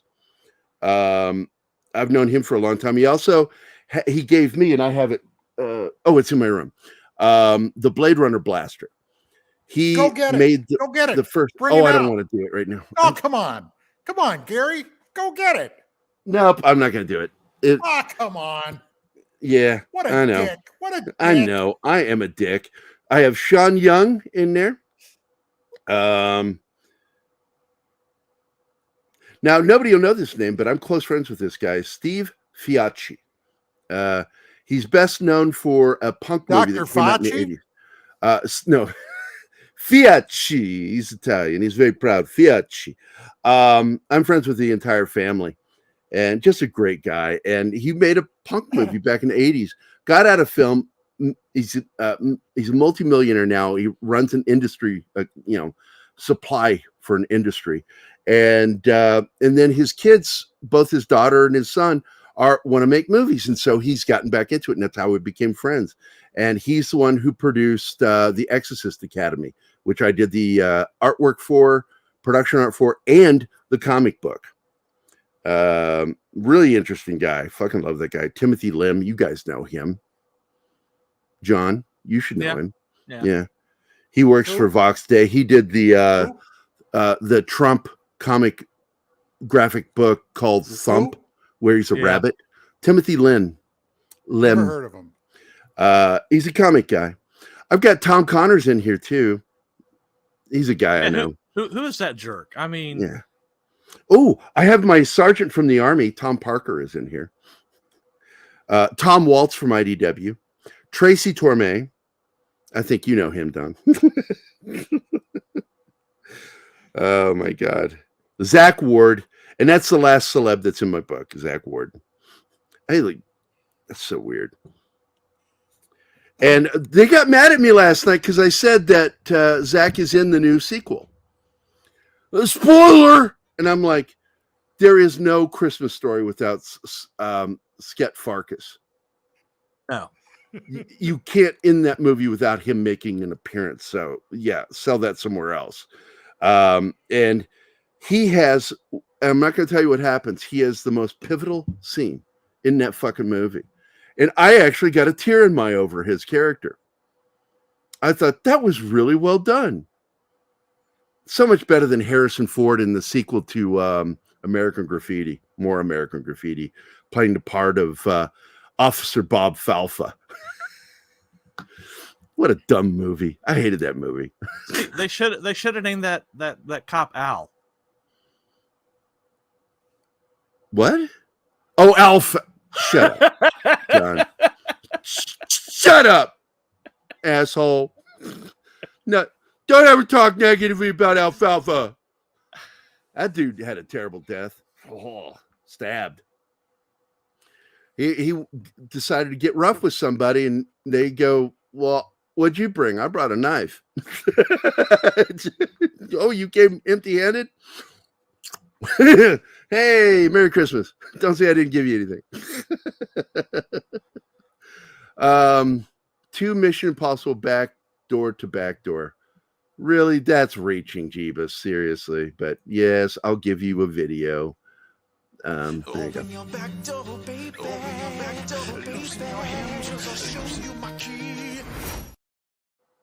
It's so filthy. I love it so much.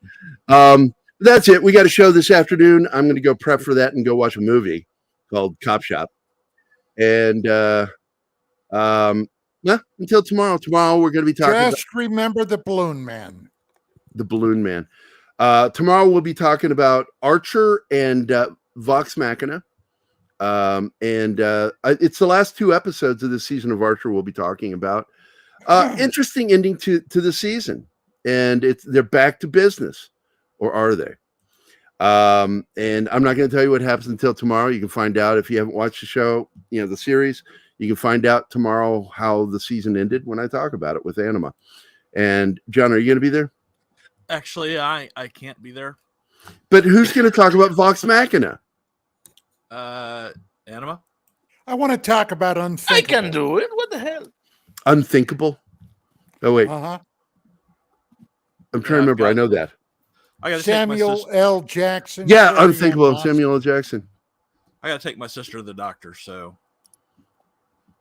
Is that code for taking a poop? What is that? No, I've actually got to take my sister to the doctor. Oh, you have to take your biological sister too. Yes, she can't. So she can't drive after the back surgery.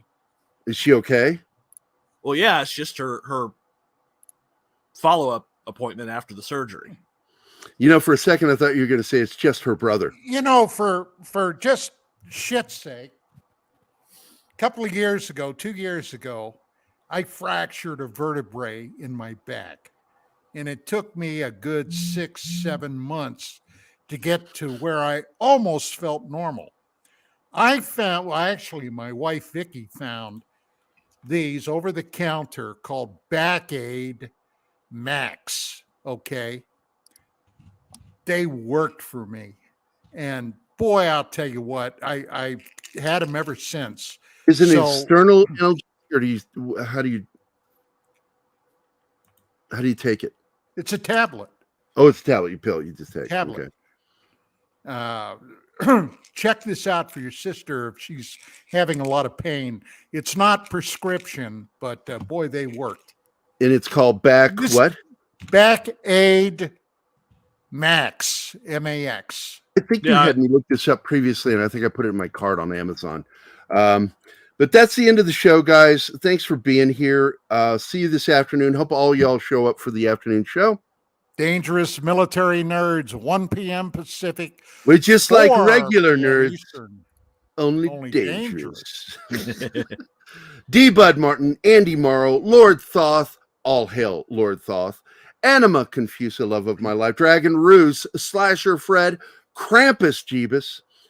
Hey, Krampus, just to let you know, you can take some of that ibuprofen for those cramps. John Ostains was here. Gap After Dark, Means of Destruction, the Peter Venkman fan site. Penny was here. Pope Metallicus the First. Bill Buckley from Scotland, the lowlands of Scotland. Magitech Mags, the lovely. Scott Lewis, the not as lovely. Christopher Moonlight Productions. Alex Moore. War Monkey.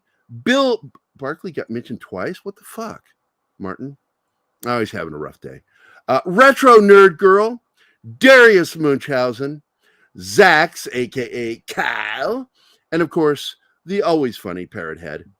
I suspect he was a Marine because he posts a lot of funny Marine memes in our private chats. So, into the show.